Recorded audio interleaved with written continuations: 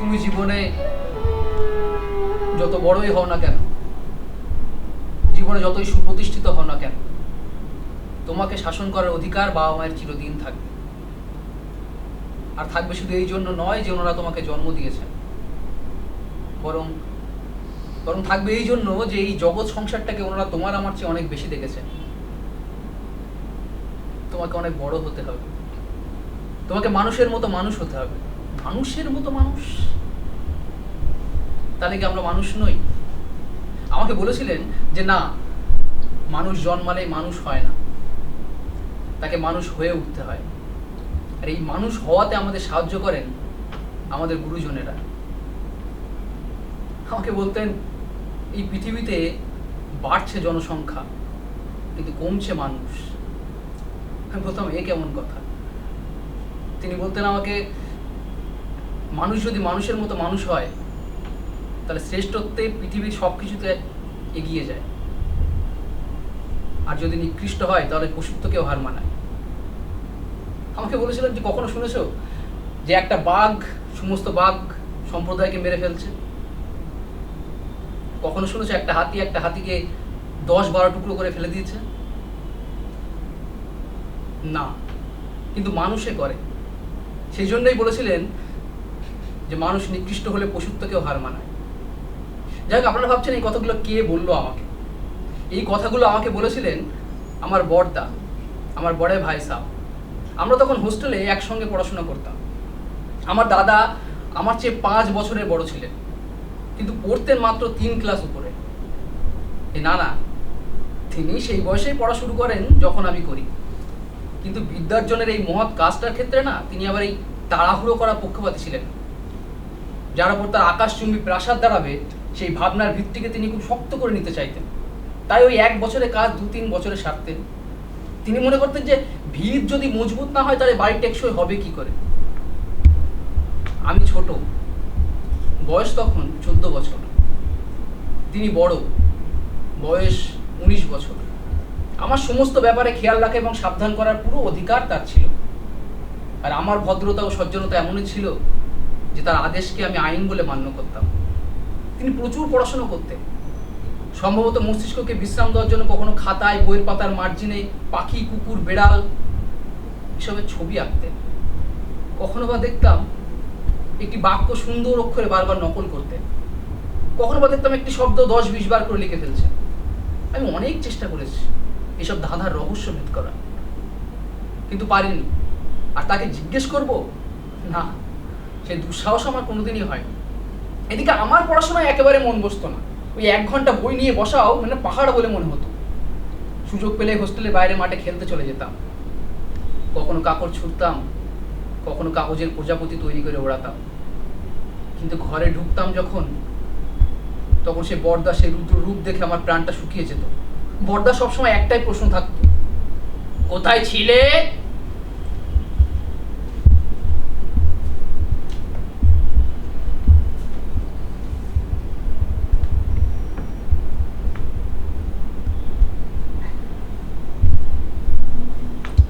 এতক্ষণ বাইরে একটু খেলছিলাম। বাইরে একটু খেলছি? তুমি বাইরে একটু খেলছিলে? হ্যাঁ,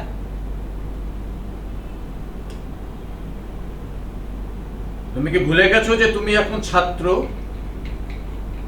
এই বয়সে তোমার সবসময় পড়াশোনায় মনোনিবেশ করা উচিত। এই বয়সটা হলো তোমার সেই বয়স যখন তুমি সারাক্ষণ এই বই পত্রে পুঁথিতে মুখ গুজে বসে থাকবে।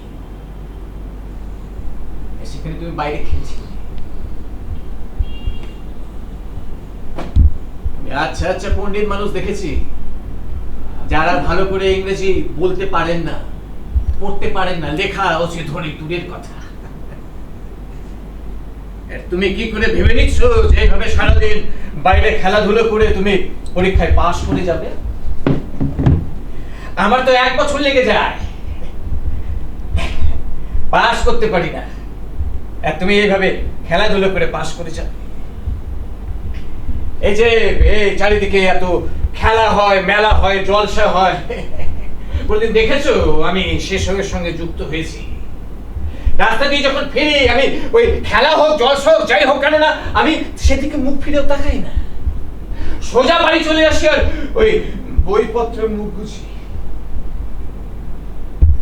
ক্রিকেট খেলা হয়, ফুটবল খেলা হয়, ডাঙ্গুলি খেলা হয়,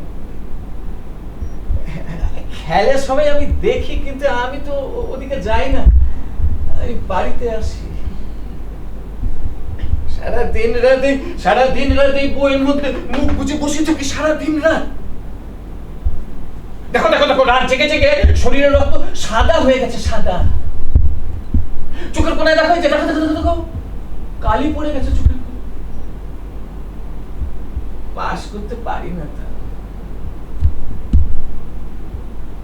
এখন তো আবার পরীক্ষায় 99% পাস করে, 1% ফেল। ইতিহাসে 100 পেয়ে যায়।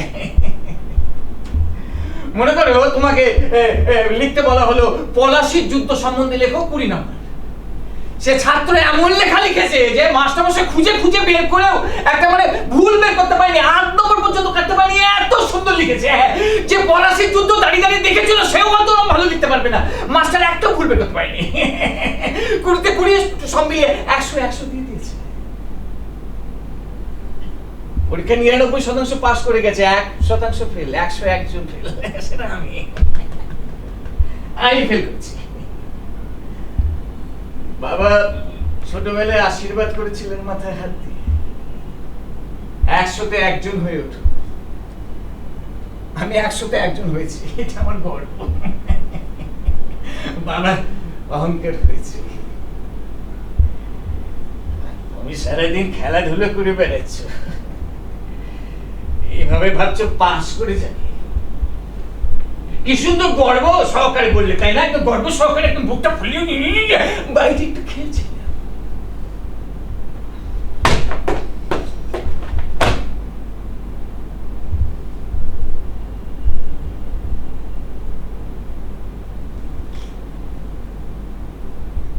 যদি মনে করো যে এইভাবে খেলাধুলো করে তোমার জীবন কাটিয়ে দেবে, তাহলে তুমি একটা কাজ করো, তুমি কাল সকাল হলে তোমার যত জামা কাপড় পোশাক এসব আছে না, বই খাতা পত্র, সবকে ওই তোমার ওই ব্যাগটার মধ্যে ভরে ওই ব্যাগটাকে কাঁধে তুলে নিয়ে সোজা এই হোস্টেল থেকে হাঁটতে হাঁটতে হাঁটতে হাঁটতে ওই রেলওয়ে স্টেশন চলে যাবে, আর ওখান থেকে ট্রেন ধরে সোজা গ্রামের বাড়ি। ভাই আমাদের বাবা খুব কষ্ট করে টাকা আয় করে, আমি দেখেছি উনি যখন পরিশ্রম করেন, উনি যখন কাজ করেন, উনার মাথার ঘাম টপ টপ করে মাটিতে পড়ে, আর মাটিতে ভিজে যায়, বাবার মাথার ঘামে শরীরে রক্ত জল করে। সেই পয়সাগুলো উনি প্রতি মাসে আমাদের এখানে পাঠিয়ে দেন। এই আশা, এই ভরসা যে উনার 2 সন্তান, 2 ছেলে, মানে তুমি আর আমি ভবিষ্যতে উনার লাঠি হয়ে উঠবো। উনার আর কোনো দুঃখ কষ্ট থাকবে না, উনার সমস্ত দুঃখ কষ্ট আমরা লাঘব করে দেব। বাবা ওদিকে মাথার ঘাম মাটিতে ফেলে পয়সা রোজগার করে পাঠাচ্ছে, আর তুমি সারাদিন মনের আনন্দে খেলছো। তোমার কষ্ট না হতে পারে, আমার কষ্ট হয় ভাই। তাই বলছি, বাবার এই কষ্টের টাকাগুলোকে এইভাবে নষ্ট করো না ভাই। তুমি তুমি তুমি কাল সকালে ব্যাগের মধ্যে জামা কাপড় ভরে হোস্টেল ছেড়ে চলে যেও।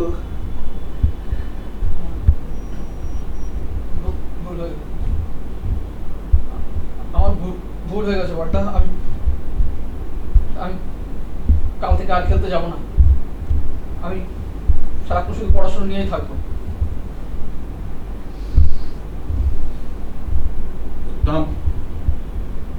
তোমার শুভবুদ্ধির উদয় হোক। বসো, বই নিয়ে বসো, পড়তে বসো। শোনো, এটা কাল থেকে পড়বে। এটা ফেটে গেছিল, আমি সেলাই করে দিয়েছি। খেলাধুলো নিয়ে এমন মেতে রয়েছো যে ছেঁড়া ফাটা কুচকে যাওয়া জামা কাপড় পরে ঘুরে বেড়াচ্ছ সারাক্ষণ। তোমাকে ছেঁড়া জামা কাপড় পরে ঘুরতে দেখে আমার খুব কষ্ট লাগে ভাই। ভালো আর ভেতরের ঘর থেকে আসছে।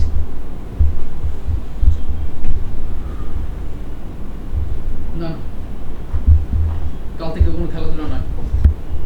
কাল থেকে না, আজ থেকে আমি সারাদিন শুধু পড়াশোনা নিয়েই থাকবো।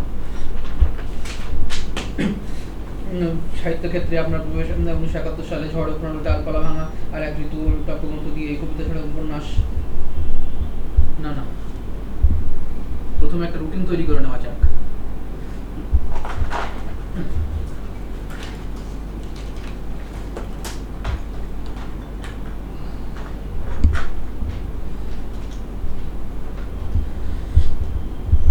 সকাল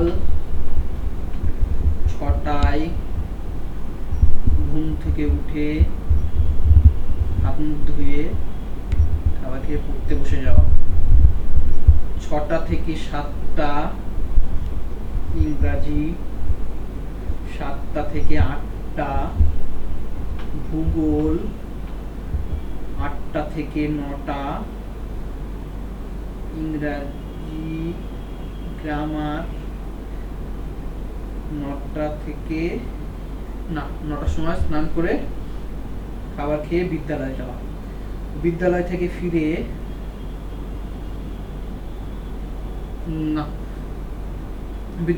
ফিরে বিশ্রাম। তারপর 6টা থেকে 8টা অঙ্ক, 8টা থেকে 9টা ইতিহাস, 9টা থেকে 10টা বাংলা। তারপর রাতের খাবার খেয়ে ঘুমোতে যাওয়া। রুটিন তৈরি করা এক জিনিস, আর তাকে অক্ষর অক্ষরে পালন করে চলা আরেক জিনিস।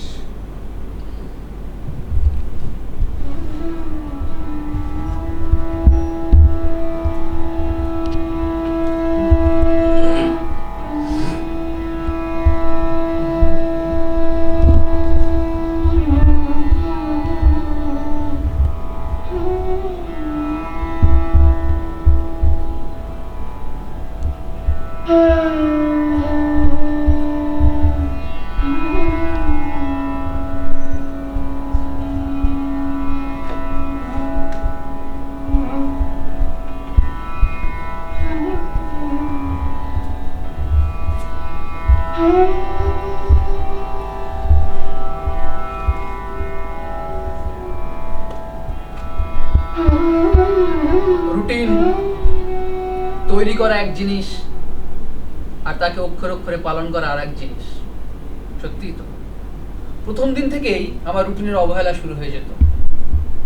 মাঠের মনোরম শ্যামলিমা, বাতাসের স্নিগ্ধ মধুর স্পর্শ, ফুটবলের লাফালাফি, কবাডির মারপ্যাচ, ভলিবলের সেই গতিপূর্ণ স্ফূর্তি আমাকে অজ্ঞাত এবং অনিবার্যভাবে সেখানে টেনে নিয়ে যেত। আর সেখানে পৌঁছে আমি সবকিছু ভুলে যেতাম। সেই প্রাণঘাতী রুটিন, সেই চোখ নষ্ট করা বই, না, কোনো কিছুই আমার আর মনে থাকতো না। তার ফলে বড়দা উপদেশ ও তিরস্কার দানের সুযোগ পেয়ে যেতেন। বড়দা ছিলেন উপদেশ দানের শিল্পে সুদক্ষ। এমন সব খোঁচা ভরা কথা বলতেন, এমন সব যুক্তিবান নিক্ষেপ করতেন, হৃদয়টা খান খান হয়ে যেত, সব উৎসাহ ফুরিয়ে যেত। সেই নৈরাশ্যের মুহূর্তে মাঝে মাঝে মনে হতো যে না, বাড়ি চলে যায়। যে কাজ আমার শক্তির বাইরে, যে কাজ আমার ক্ষমতার বাইরে, তাতে হাত দিয়ে আমি নিজের জীবন কেন নষ্ট করি? তার চেয়ে মূর্খ থাকাই আমার সায় ছিল। কিন্তু বড়দার মতো ওই রকম পরিশ্রম নইব চ। যাই হোক, এর কিছুদিন পর বার্ষিক পরীক্ষার ফল বের হলো। আমি পাশ করলাম, আর কিভাবে না জানি ক্লাসে প্রথমও হলাম। এদিকে বড়দা আবার ফেল করে গেলে।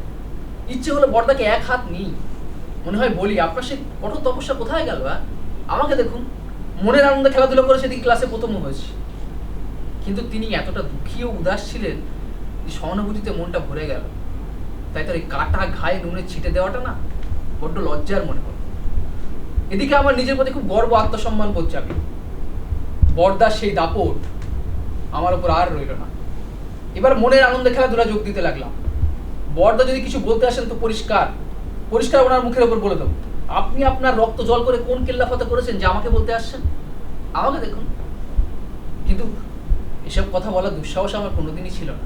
আমি কোনোদিনই বড়দার ওপর কোনো কথা বলিনি। তবে আমার আচার ব্যবহারে বড়দা কিছুটা আন্দাজ করে নিয়েছিলেন যে আমার ওপর ওনার দাপট আর তেমন নেই।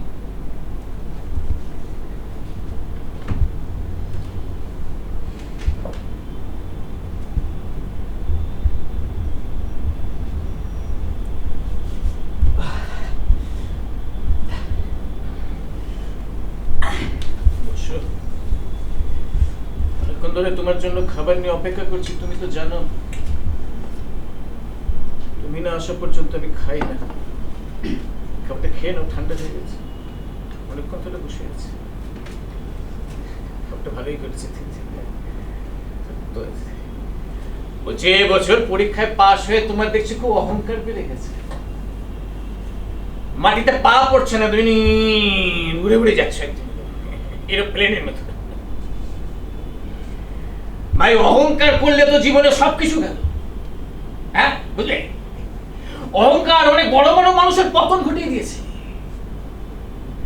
তুমি নিশ্চয়ই ইতিহাসে ওই রাবণ রাজার গল্প পড়েছো। রাবণ রাজার গল্প পড়েছো তো রাবণ রাজার গল্প পড়ে তুমি কি কি শিক্ষা নিলে? হ্যাঁ ওই পড়ে গেলেই হলো, ওই বইটা পড়লাম, মুখস্থ করলাম, পরীক্ষার খাতায় লিখে দিলাম, প্রথম বললাম। যেটা পড়বে সে তার অন্তর্নিহিত অর্থটা বোঝার চেষ্টা করবে। বড় বড় মনীষীদের জীবনী পড়বে, তাদের জীবনধারা, তাদের মানে চলার পথটাকে নিজের জীবনে গ্রহণ করার চেষ্টা করবে। আমি মনে করি এটাই শিক্ষা।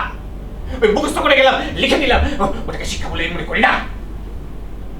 তো রাবণ রাজার একবার তোমার মতো অহংকার হয়েছিল। সে ছিল এক বিরাট রাজা, রাবণ রাজা।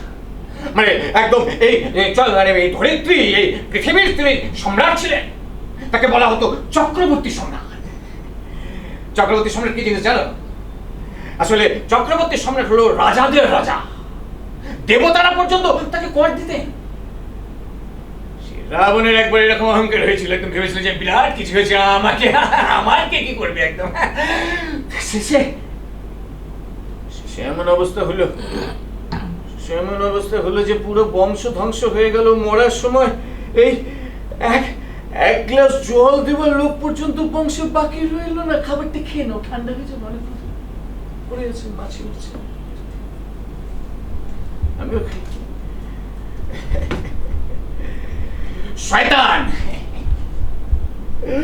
শয়তানের একবার এরকম অহংকার হয়েছিল।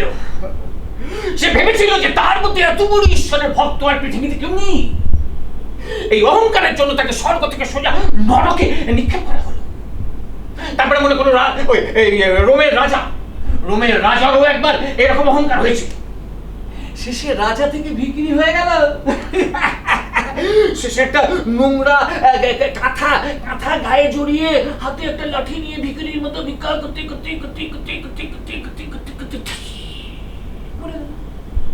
আপনি খেয়ে ঠান্ডা হয়ে গেছে, এখন ঠান্ডা আছে, ঠান্ডা যায়নি। আপনি খেয়ে ভাই, একটা ক্লাসে প্রথম হয়েছে, ভালো, সেটা খুব আনন্দের কথা। কিন্তু এতে ভেবো না যে তুমি জীবনে বিরাট কিছু করে ফেললে। এখনো জীবনে অনেক যুদ্ধ বাকি, সবে তো যুদ্ধ শুরু।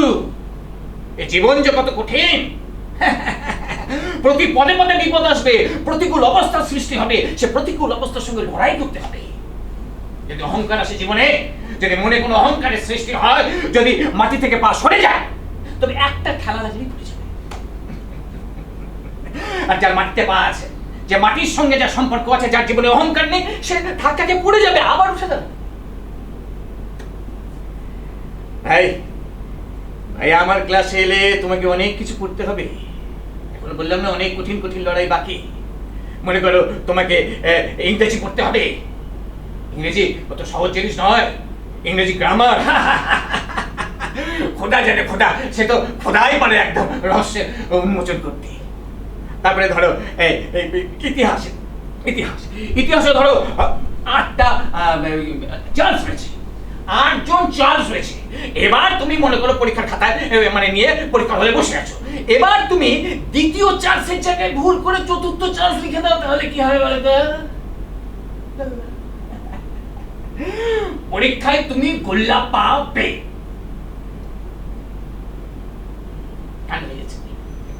মাছি উঠছে, পোকামাকড় উঠছে। তারপরে ধরো জ্যামিতি, জ্যামিতি, জ্যামিতিতে মনে করো আমি বলছি তোমাকে অ ব জ, তার জায়গায় তুমি জ অ ব লেখো। মনে করো আমি এটাই বক্তব্য যে মনে করো যে আজকে মানে আমরা যে খাচ্ছি এখন, হ্যাঁ খাচ্ছি, তো কালকে হয়তো কেউ জিজ্ঞাসা করলো কি খেলি কাল রাতে, কাল দুপুরে কি খাবার খেলি, তখন তুমি মনে করো বললে এই যে তরকারি রুটি জল, তার জায়গায় তুমি বলো জল রুটি তরকারি, তাতে কি গেল এলো, কিন্তু অ ব জল জায়গায় জ বললে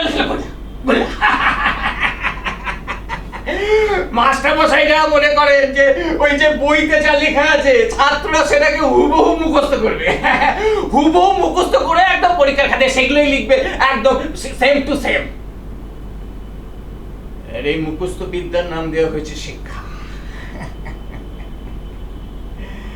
ছাত্ররা যেটা পড়লো তার মানে বুঝলো কি বুঝলো না, তাদের জীবনে তা গ্রহণ করলো কি করলো না, সেই পথ অনুযায়ী চললো কি চললো না, সেটা জানার দরকার নেই।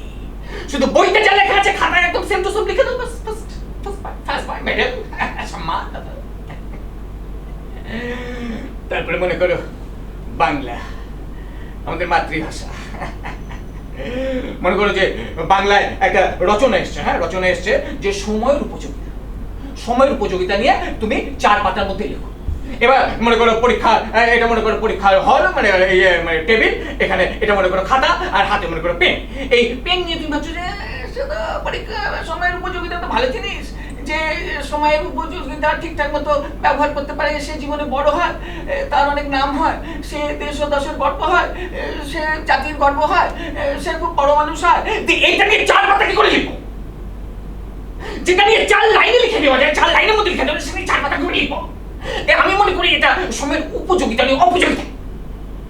এখন যে একটু সময় এসেছে, এখন সময় এসেছে মানে মানে সব মানুষই ব্যস্ত, সব মানুষই ব্যস্ত, সবার যাকে কথা বলতে চাই না ব্যস্ত আছি, ব্যস্ত আছি,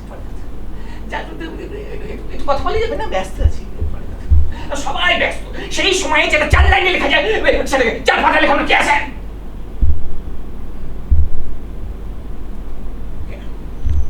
আমি তো জল খেয়ে অনেক বক বক করছি, গলা শুকিয়ে গেছে, খাবারটা কেন ঠান্ডা হয়েছে, ঠান্ডা হয়েছে।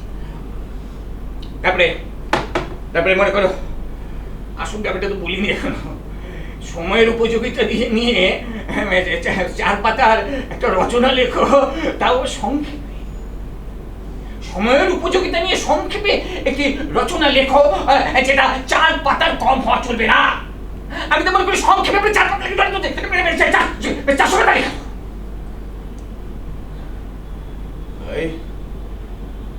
আমার ক্লাসে এগুলো তোমাকে পড়তে হবে, পড়তে হবে।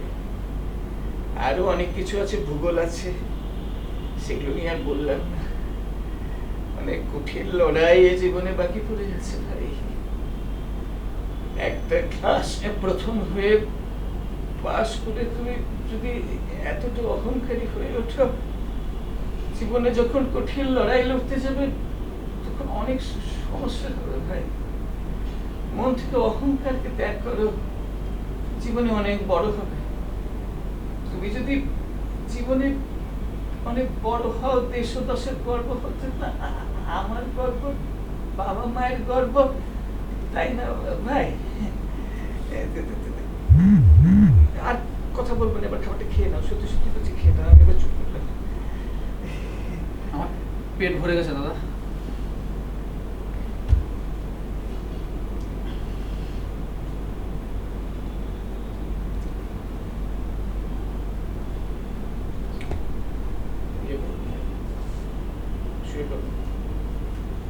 বিশ্রাম করো।